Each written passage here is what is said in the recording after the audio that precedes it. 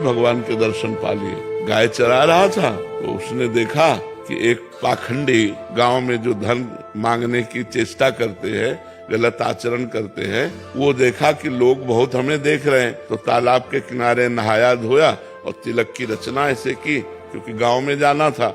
अब देखा बहुत लोग देख रहे हैं तो ऐसे नाक बंद करके, बालक ही था 18-20 वर्ष का चरवाहा, वो नजदीक गया और कहा, महाराज ऐसे क्या करते हो? तो बोले, इससे भगवान के दर्शन होते हैं। अच्छा।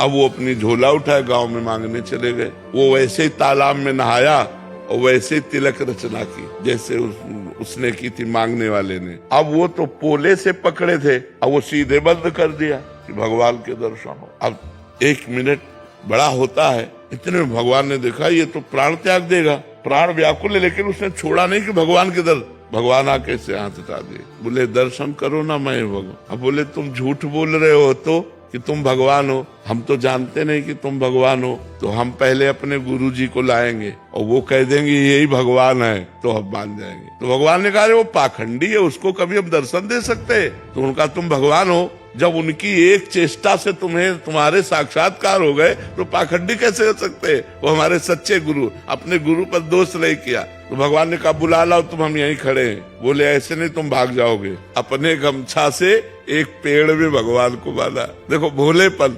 अंतर्यामी भगवान को कौन बांध सकता है? वो गए, अब वो मांग रहे थे गाँव में। उनका, गुरुजी चलो, भगवान आए हैं, आप देखो वही भगवान है तुम्हारे वाले।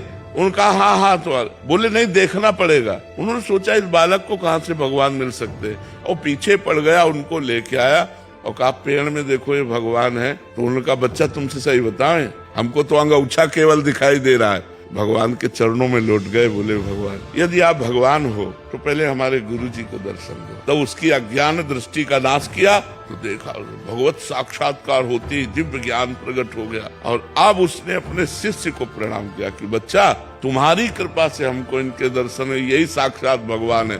तो उसने भगवान का आलिंगन किया, भगवान ने कृपा की। 1 मिनट में भगवत साक्षात। अब सब कोई ऐसा करे थोड़ी भगवान आ जाएगा। अब पूर्व जन्म का भजन था, ऐसे भगवान कृपा कर दिए उसके भोलेपन से।